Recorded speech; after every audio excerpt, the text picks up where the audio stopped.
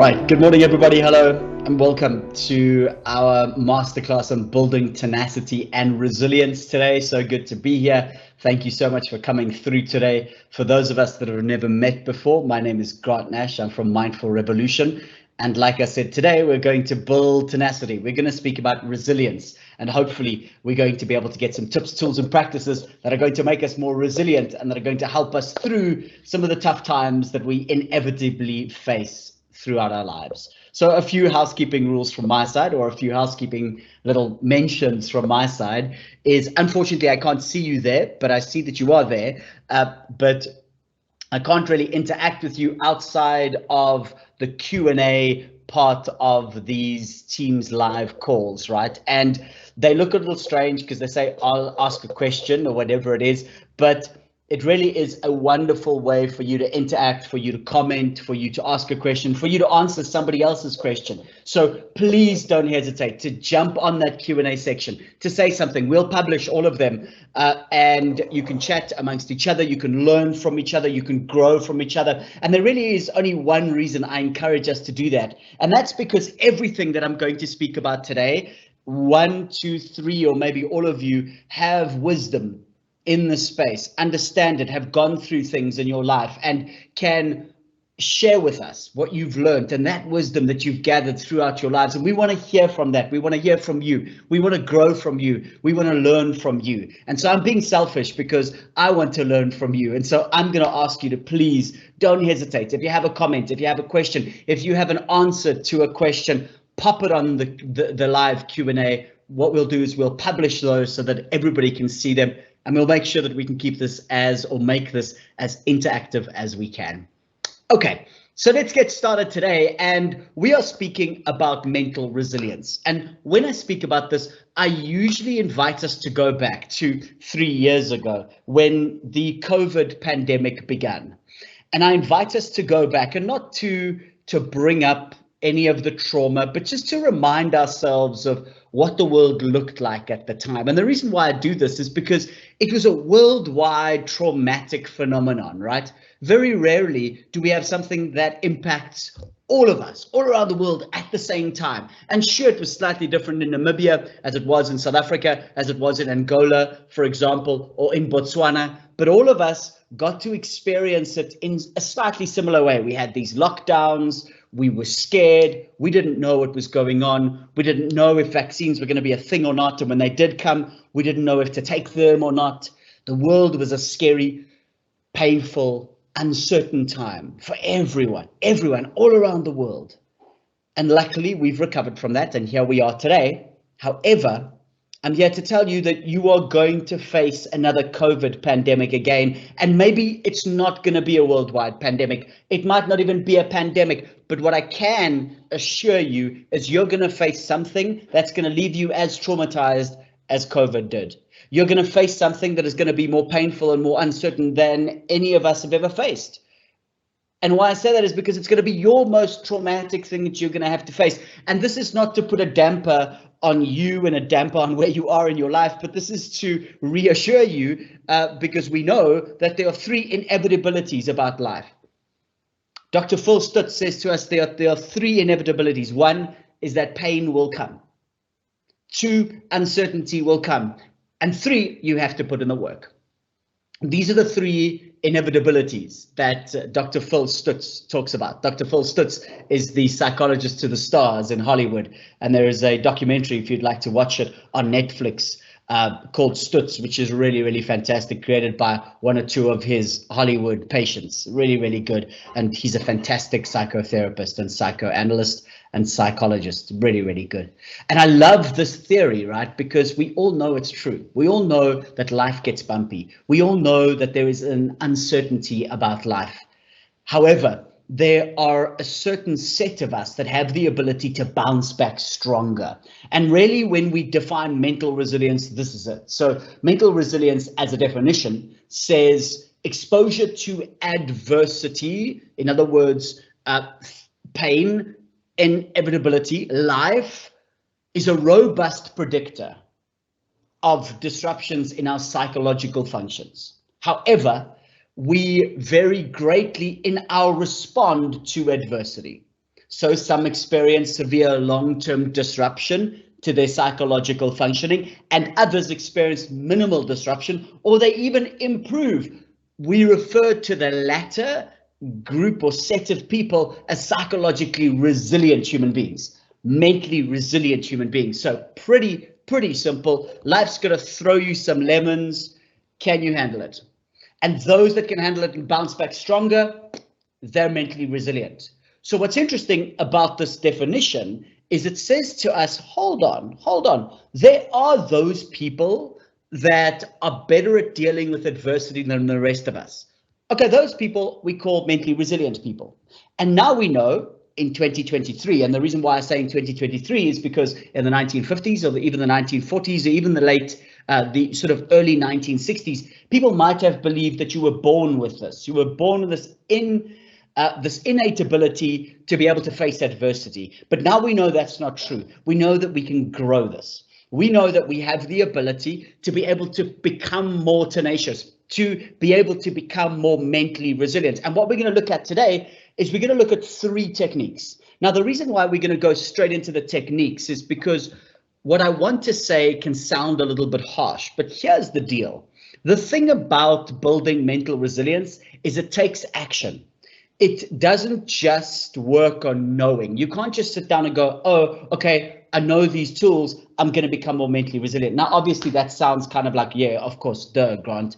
But a lot of us, when it comes to our mental wellness, what we don't do is we don't action on it. We don't actually go and participate in trying to become more mentally resilient.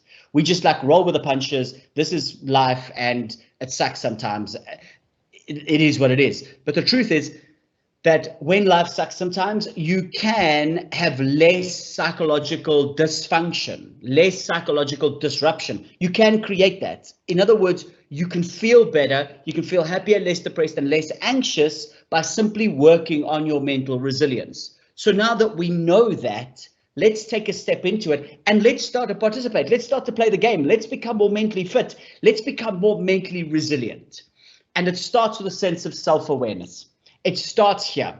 When we speak about mental resilience, we speak about emotional states, and we start with 5 emotional states: white, yellow, orange, red, and black, right? And white, orange, red, and black, they sort of epitomize certain types of emotional states that are described as the following things: when I am in control, when I can think straight, when I can problem solve, when I can be rational, when I can be creative. We usually say that we're in this white emotional state.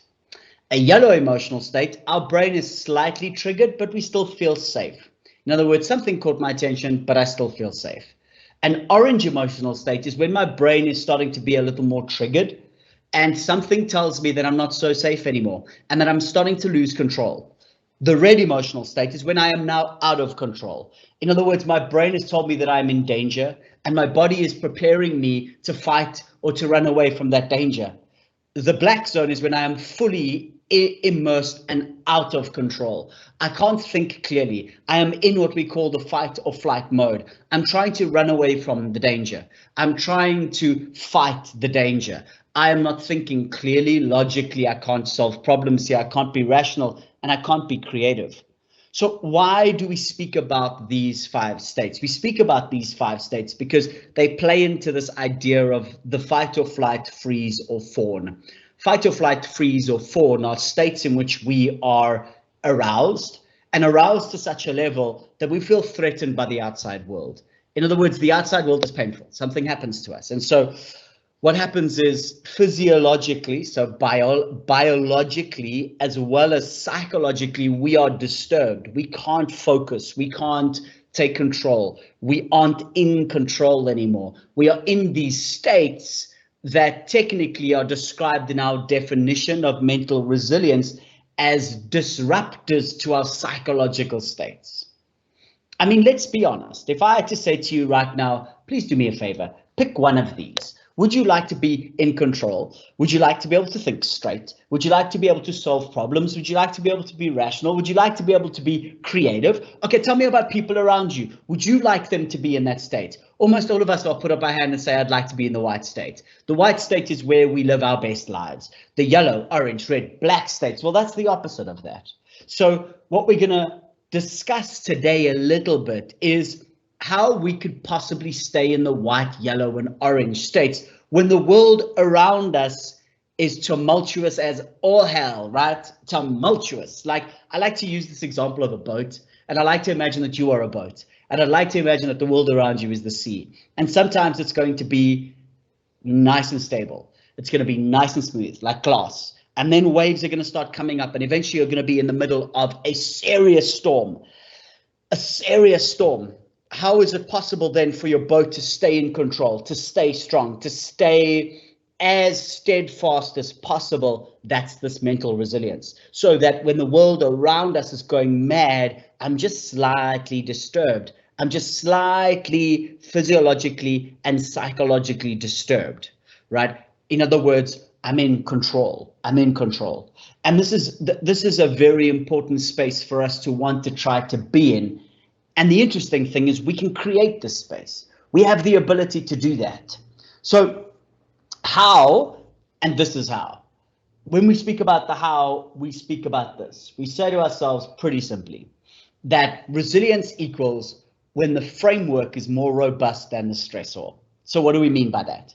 It's when our blueprint, it's when we have something that we can rely on, that we can go back on, that we have a framework, we have a way of dealing with a thing that is stronger than the actual stressor itself, the adversity itself. That adversity doesn't overcome us, that adversity doesn't destroy our psychological functioning, that there's a framework in place that if we stick to the framework, we know we're going to be able to get out of the other side.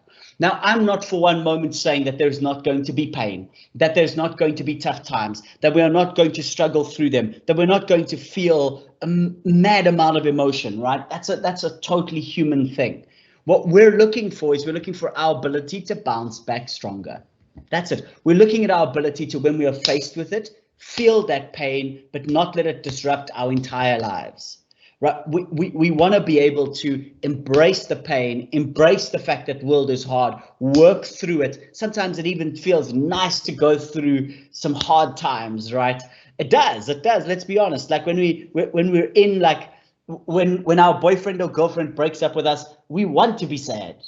Like, yeah, I want to lie on the couch. Good. Lie on the couch, friend. Be there. Feel all of those feels, right? Good.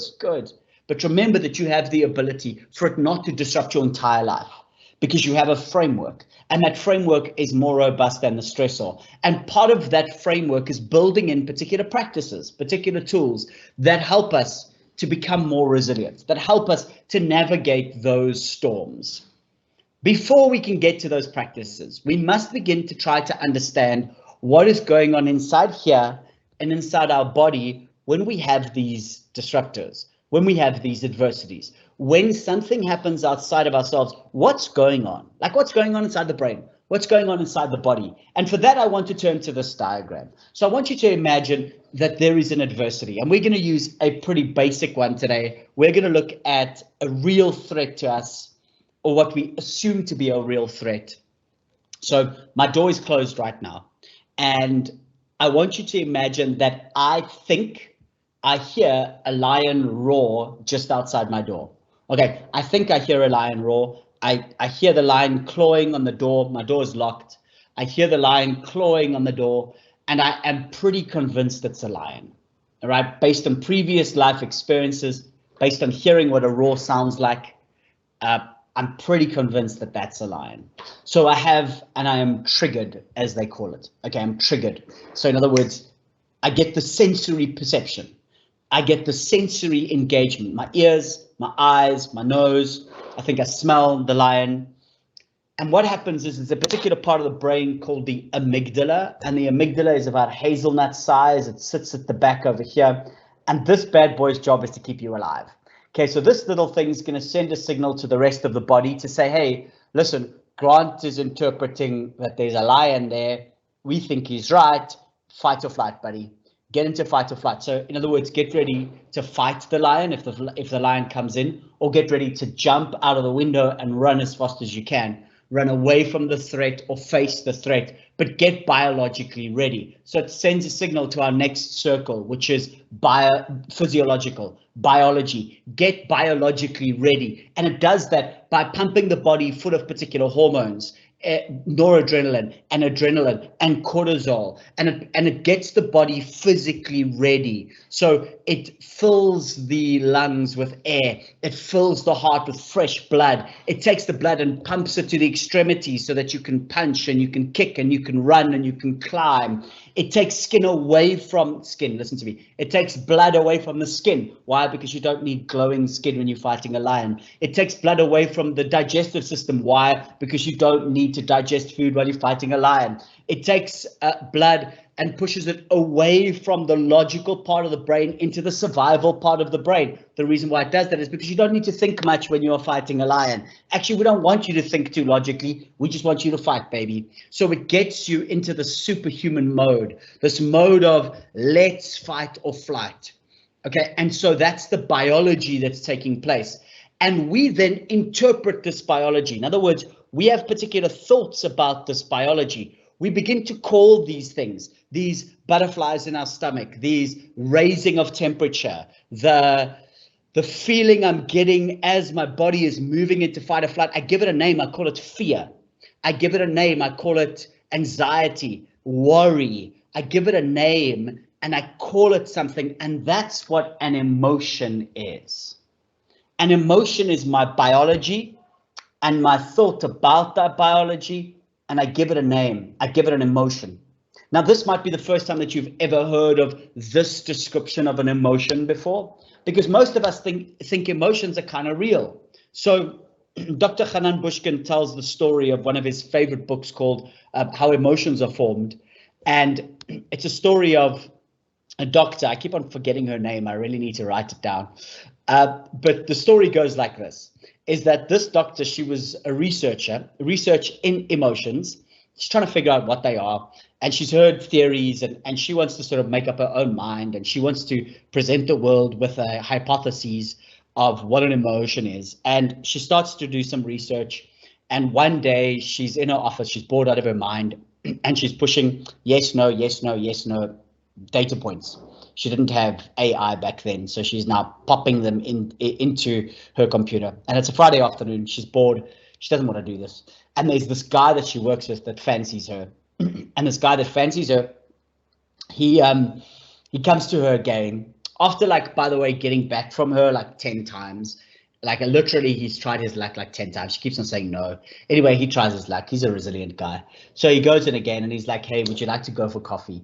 And she thought, you know what, maybe I can get this guy off my back, and I'm also bored. So kill two birds with one stone here. Let me go for coffee with this dude. So she has a cup of tea, he has coffee. They sit down at the cafeteria and they start talking. And he starts talking about something that really interests her, something that starts to delight her. And she listens to him, and she's not physically attracted to him. However, she begins to realize, man, but he's got he's really clever. Like, this is a really, really cool, engaging conversation. And then she starts to feel something. So her body, her biology begins to throw up some things.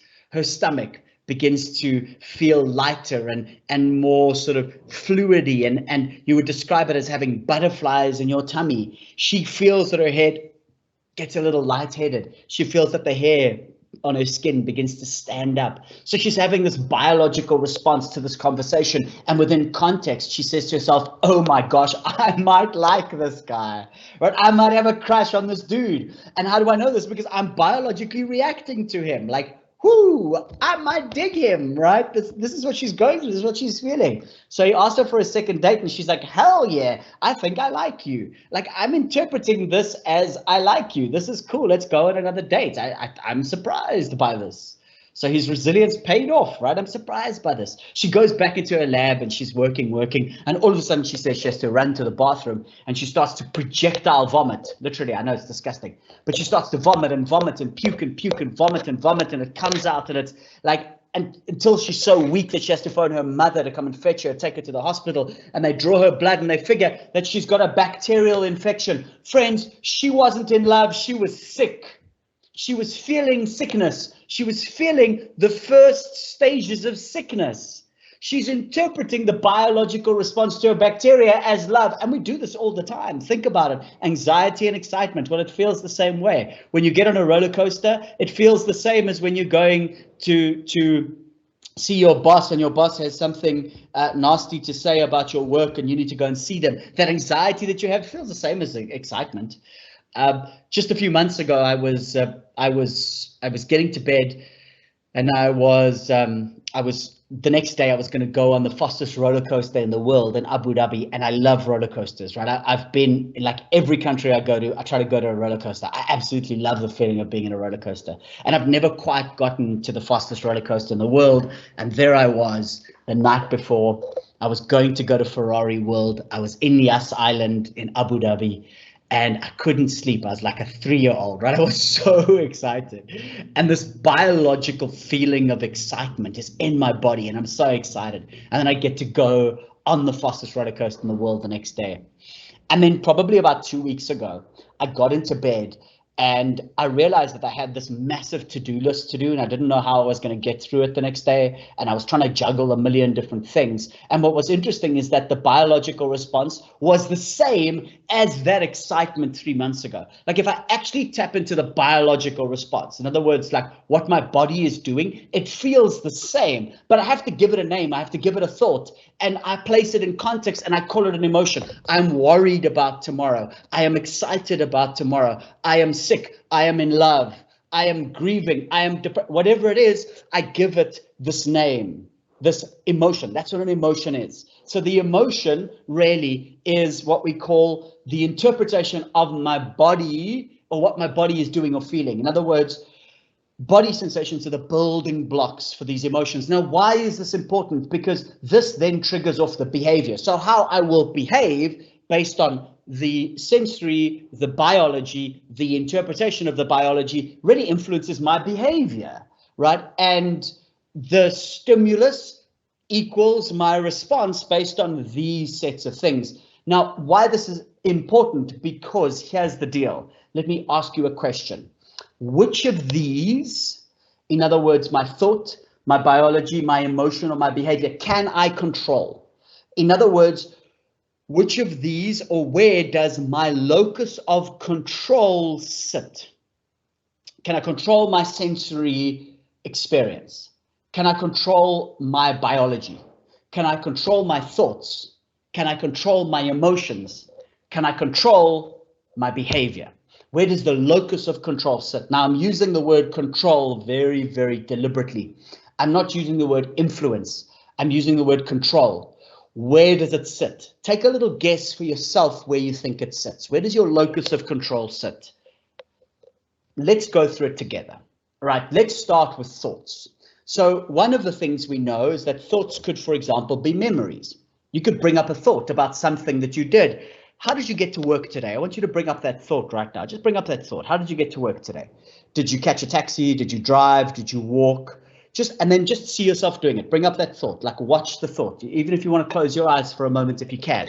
So my work is approximately 5 meters away from my bedroom. So how did I do that? I got changed and I walked to my bedroom. So bring that up for me. Bring that up for me. Okay. Everybody got that thought? Good. Okay. Now I'm going to ask you to please control that by deleting that thought. Just delete the thought. Just push, delete.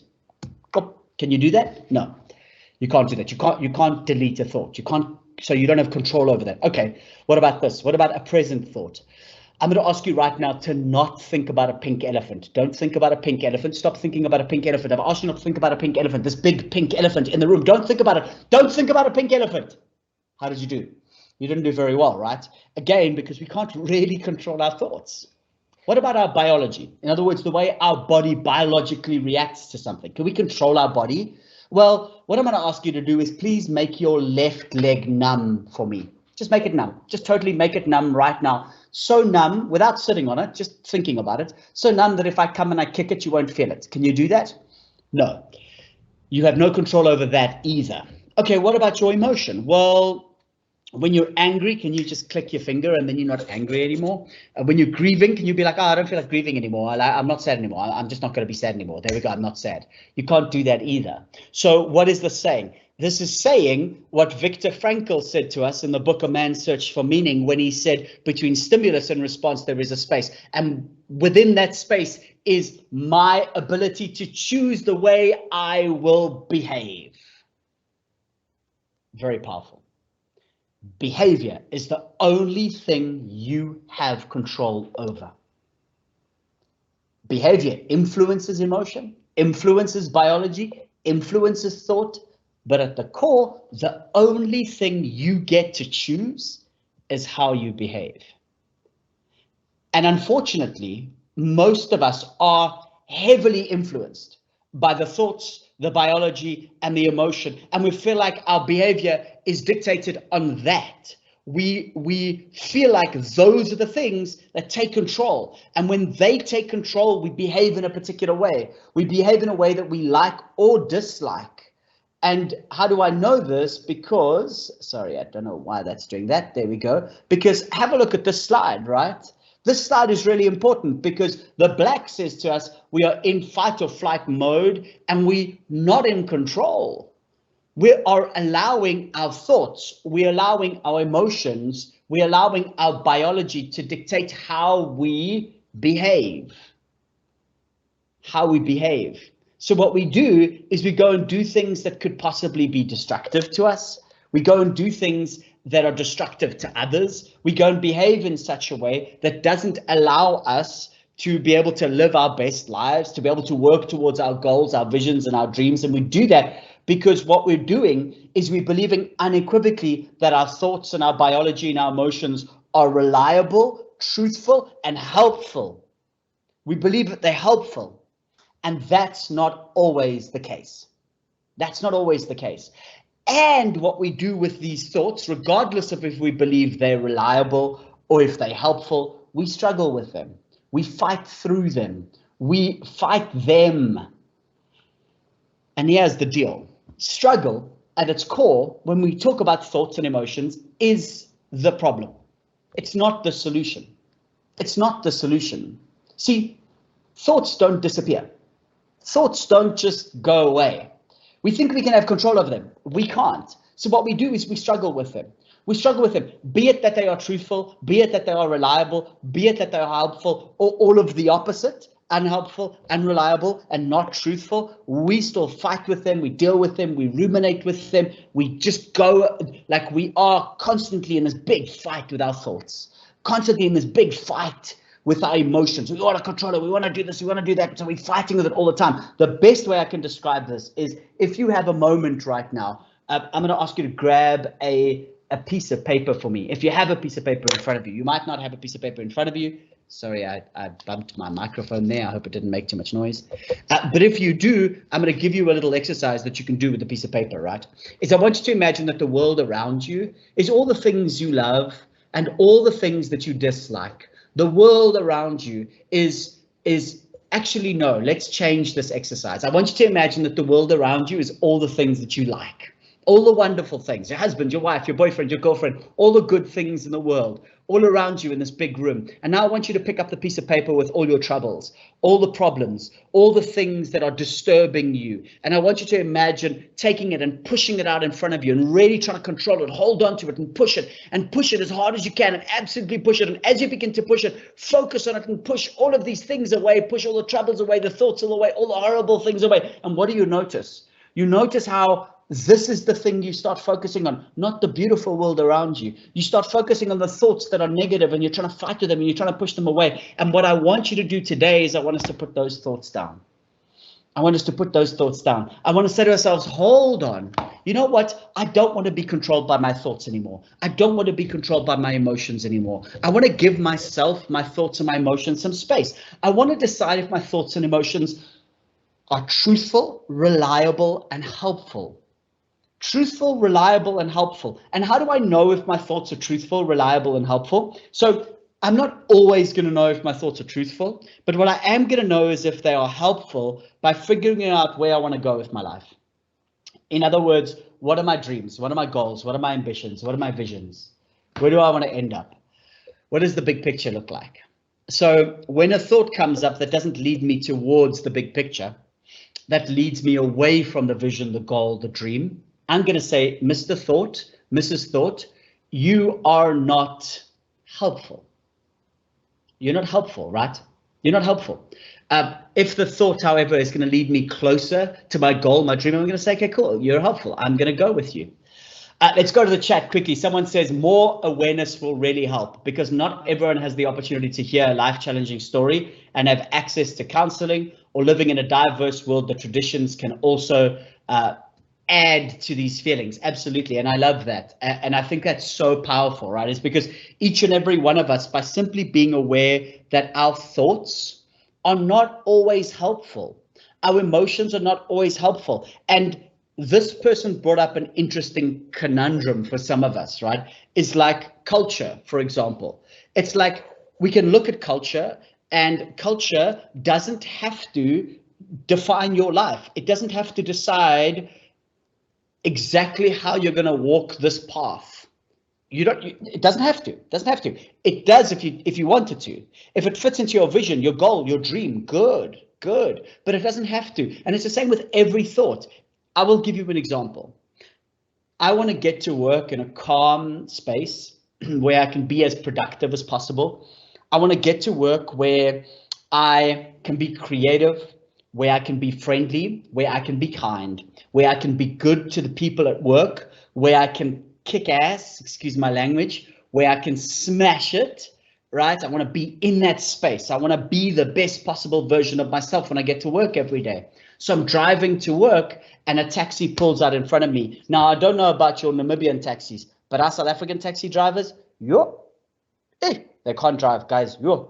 They just, like they'll pull out in front of you like no problem, right? So there you are driving to work. You want to be calm. You want to be cool. You want to kill it at work. And this taxi cuts you off, and you feel the biology, boom, anger. You feel red, hotness, a sense of hardness. You feel like I'm angry at this person, and the thoughts go, they're trying to kill me. How dare they do this? They are a threat to me. I must fight this person. This is the thoughts. This is the emotion. Now, again, what we do is either we totally give over to these thoughts, these emotions, these things. We go, yes, I'm going to scream at the taxi. I'm going to get out of the car. I'm going to fight this person, so that when I get to work, I'm highly strung. I'm upset. I'm angry. I'm red. I'm all of these things. Or what we can do is we can say, does the thought, the emotion fit the vision for my life?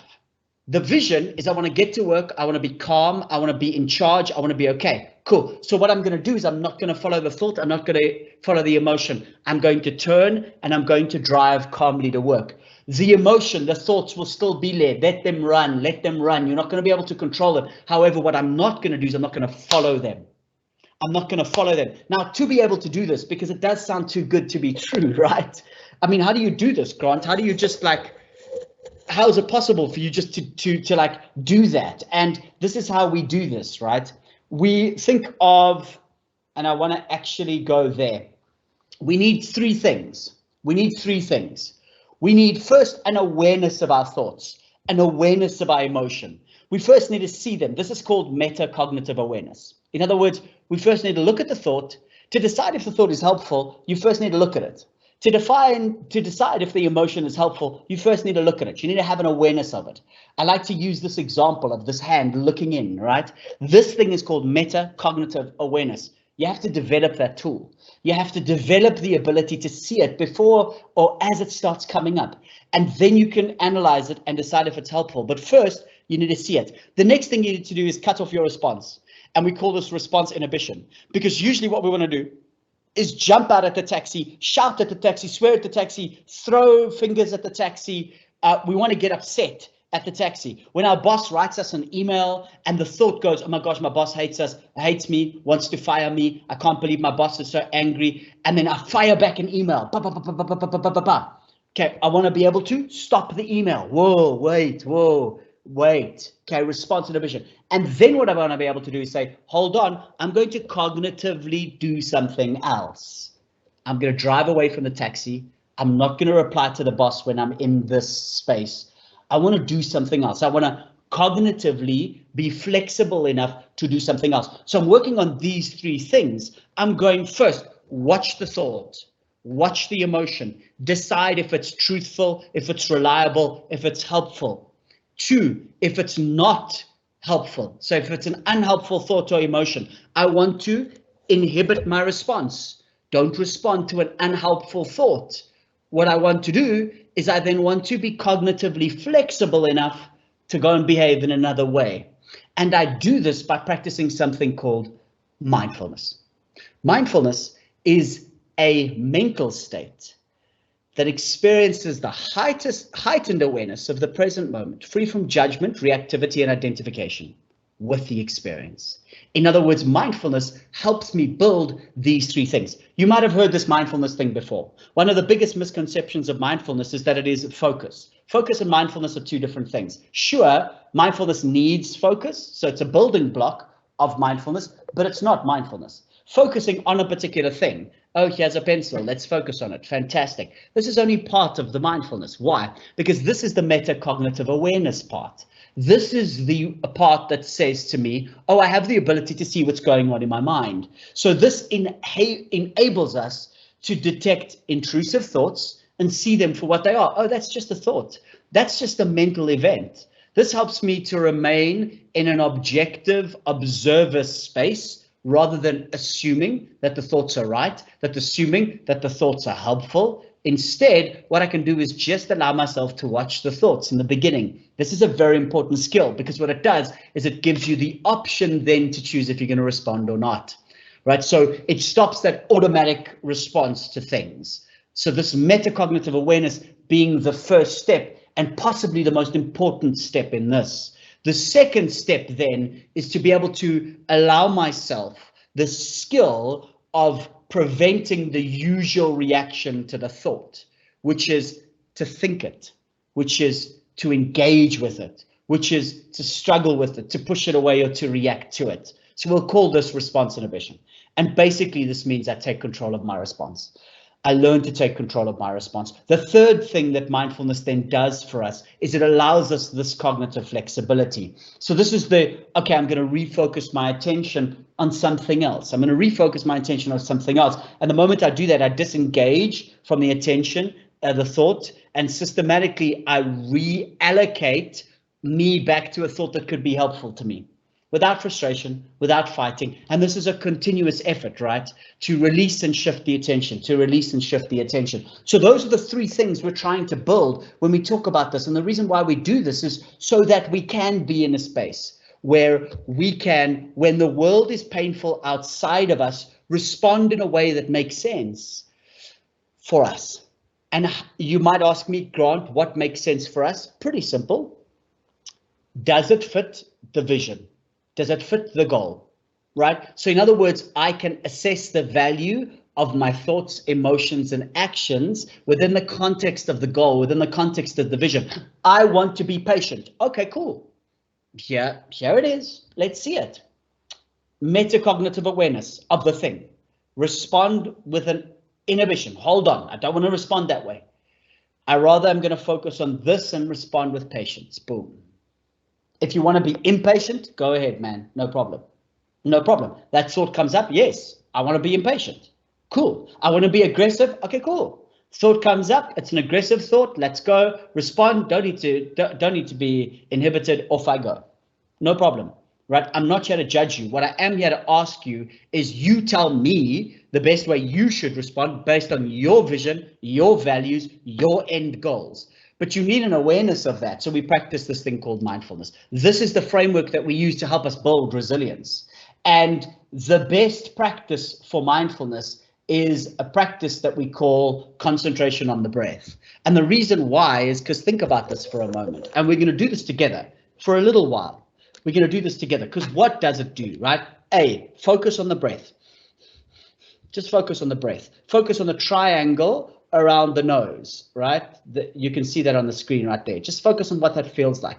What happens is thoughts are going to arise, emotions are going to arise. And what are we going to do? We are going to be metacognitively aware of the thought and emotion. Then what we are going to do is we're going to shut down the response to constantly thinking about the thought, to ruminating on the thought. We're going to bring the mind back to the nose, back to the breath, and thus we're going to become cognitively flexible. And we're going to do this over and over and over and over again. People always say to me, they come to me, they say, Grant, I want to learn to meditate. Okay, cool. We're going to do a mindfulness meditation. Oh my gosh, I can't meditate because there's so many thoughts in my head. Yes, that's exactly what meditation is. Mindfulness meditation is watching the thought, being cognitively aware of it, then stopping my automatic response to going down the road with the thought, to going down the road with my emotion, and bringing it back, cognitive flexibility, to the nose. And that's what I'm trying to practice. That's what I'm training. That's the brain gym that I'm going to become more resilient, so that when the taxi cuts me off, I can do the same thing. Boom, that thought comes up. Boom, I stop my response. Boom, I calmly drive away.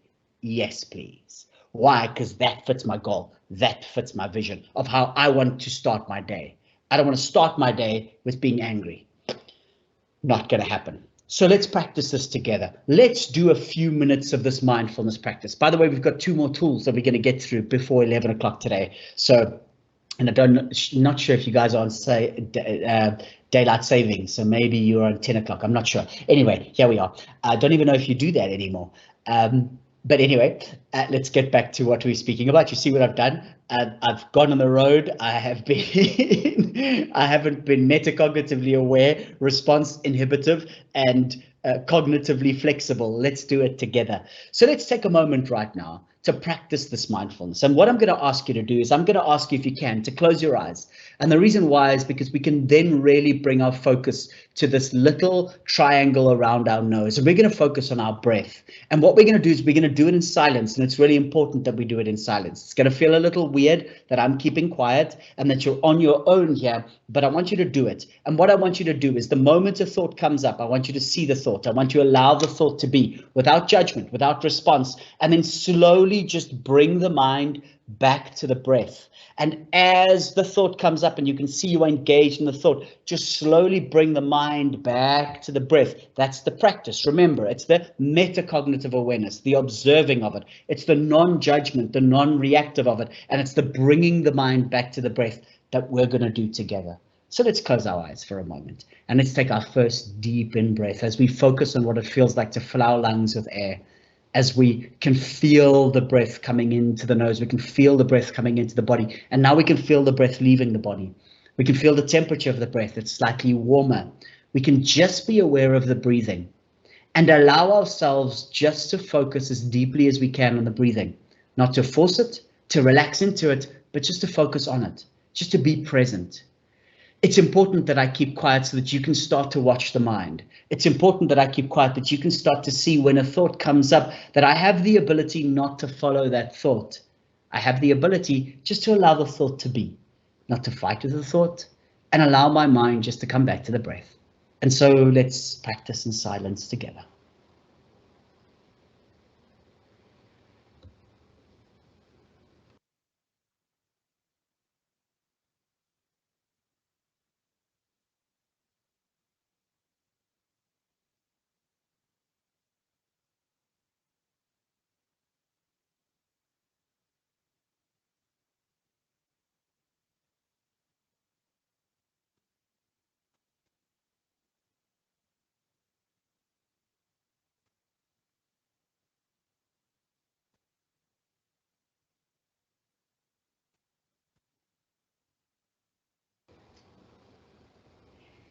And notice where your mind is right now. Is it on the thought? Is it on the emotion? Where is it right now? And wherever it is, just smile at it, allow it to be, and slowly bring the mind back to the breath.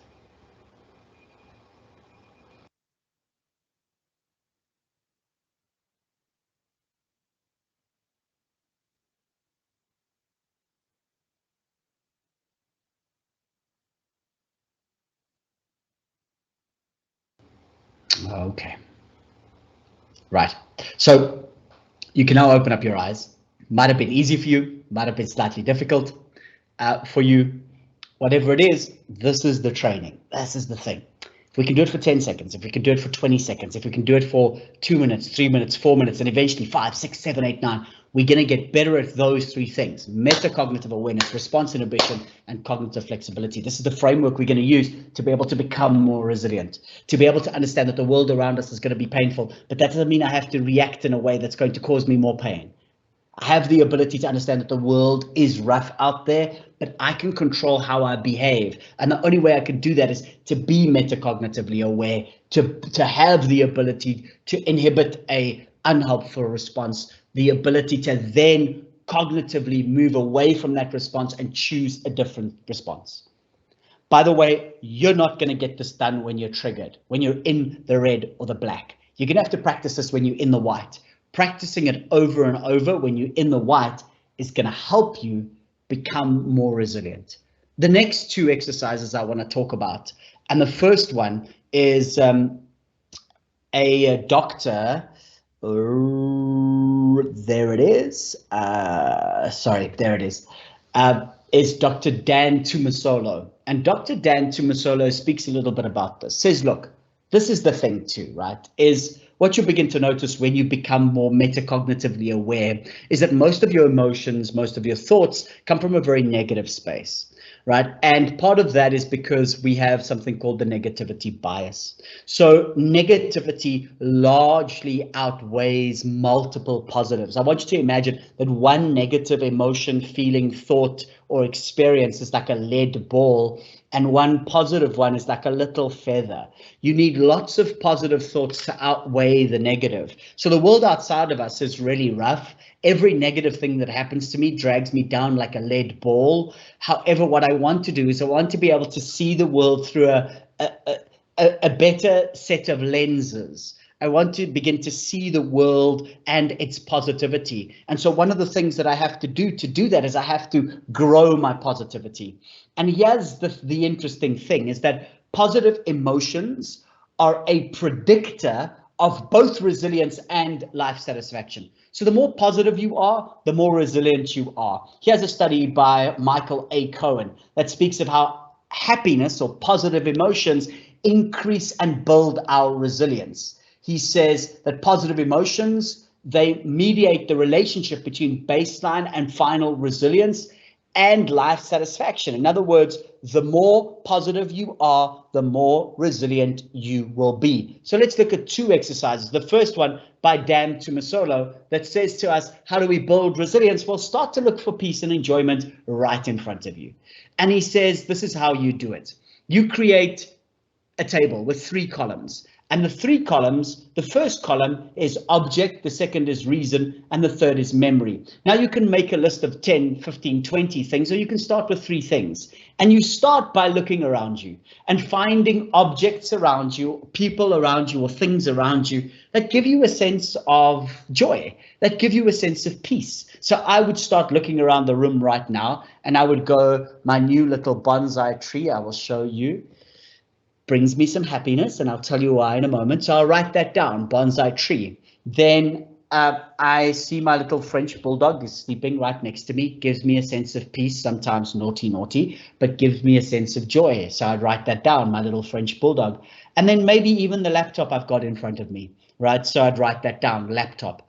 The reason why. Well, I purchased this after I got my new job, the laptop. So I can remember that it brought me a sense of enjoyment, a sense of joy that I got my new job here at Mindful Revolution. So, okay, that's the reason. My little French bulldog, because he's always happy, because there's never a case where he doesn't brighten up my day, where he comes to me with the biggest smile on his face, and I know he's only breathing, but it looks like a smile.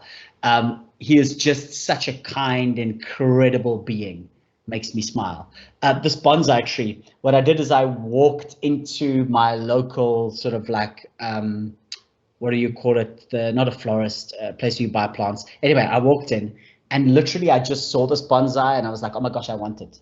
Like I saw it in it where it was in the context and I was like, I love it, I want it. And it gave me this instant thing of joy.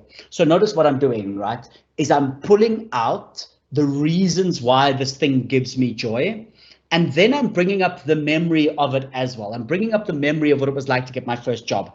This job when I got my laptop. I'm bringing up the memory of when I got my puppy and all the memories of my good times with my dog. I'm bringing up the memory of when I went to go see this in the nursery. That's the word I was looking for. In the nursery, the tree in the nursery. So I'm bringing up those memories and I'm replaying those moments of joy and moments of happiness. And Dan Tumasola, he says to us in the positivity effect, he says to us, being able to notice your surroundings and the peace and joy that is already there awakens your sense of memory and gratitude for what you have already. This pause for positive thought allows you to notice, appreciate, and amplify it by savoring the positive emotions in this present moment.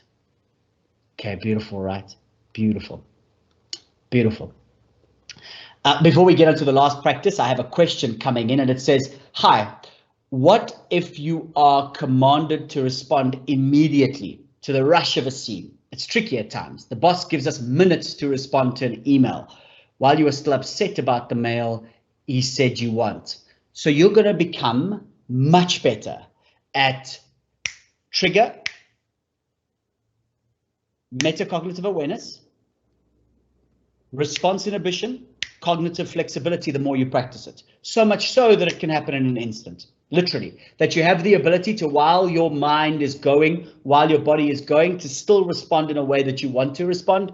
And you're going to get better at that by building that resilience muscle, by building that mindfulness. And this is why you have to build mindfulness. This is why you have to practice it, right? You have to become good at it, because to the person's point that I've just published that comment, really important, because sometimes you're going to have to respond now.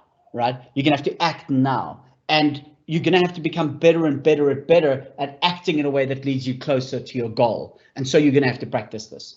Okay, let's go back to this this positivity practice. We really want to begin to provide a space for ourselves that we begin to see the world in a more positive way. This is a way to practice that.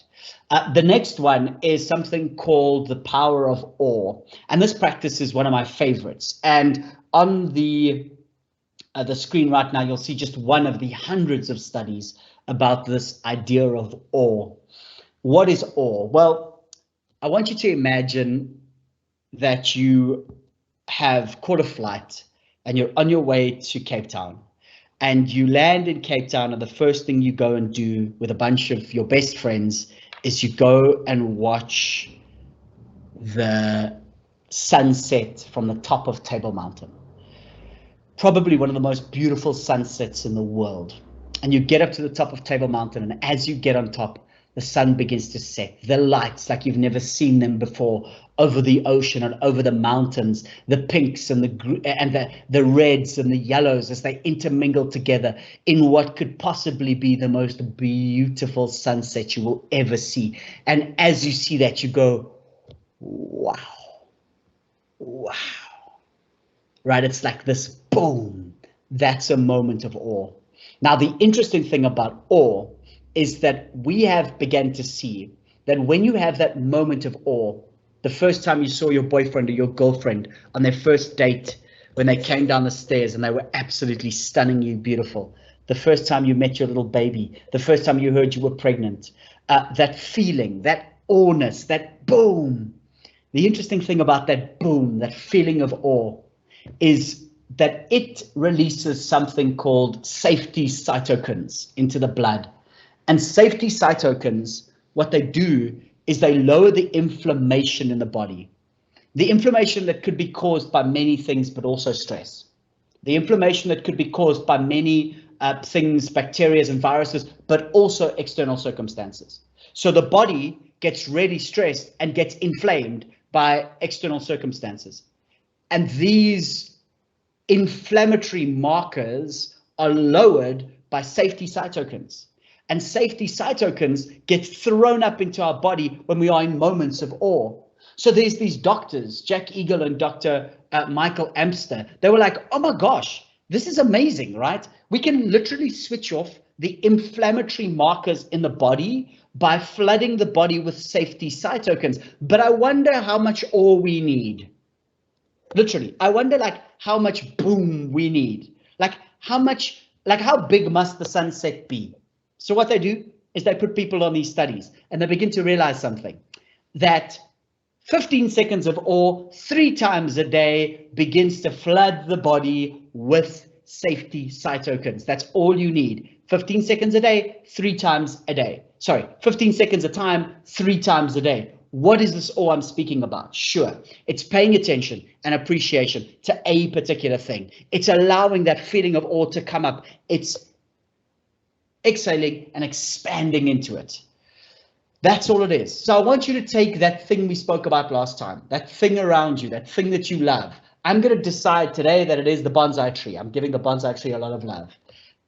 Isn't it incredible that they have managed to get this beautiful little tree into this thing, and what it's going to grow like and what it's going to look like, and the new little shoots that it has, and the old shoots that are falling off. I mean, the old leaves that are falling off. This beautiful plant, and I want you to just be in total awe of it in that moment. Pay attention to it on purpose and begin to build up a sense of appreciation. Now hold that appreciation. And as you exhale, just exhale that appreciation to the whole world around you. You only need 15 seconds of that 3 times a day. That's it. When you're drinking your coffee, when you see your wife or your husband you love, when you play with your puppy, just insert a moment of awe. The moment you do that, you're going to flood the body with safety cytokines. Safety cytokines are going to lower the inflammatory markers. The moment you do that, you're going to become more resilient. So friends, those are the 3 tips, tools, and practices that I'm going to encourage you to use. I'm going to encourage you to practice mindfulness, metacognitive awareness, response inhibition coupled with cognitive flexibility. I want you to practice looking for peace and joy in front of you right now, writing them down, writing down the reason, writing down the memory. And then I want you to practice this power of awe, having the attention, appreciation, wait and exhale on it. 15 seconds, 3 to 4 times a day, you're going to be good to go. And if we practice those 3 things, we begin to build a framework. We begin to build a set that is going to help you become more tenacious and going to help you be more resilient. Okay, friends, that's it for this afternoon, or this morning, more like it. I hope that this was a benefit to you, and I hope that you can practice these 3 things, the homework that I put on your screen right now, and I hope that you will grow a sense of resilience and tenacity.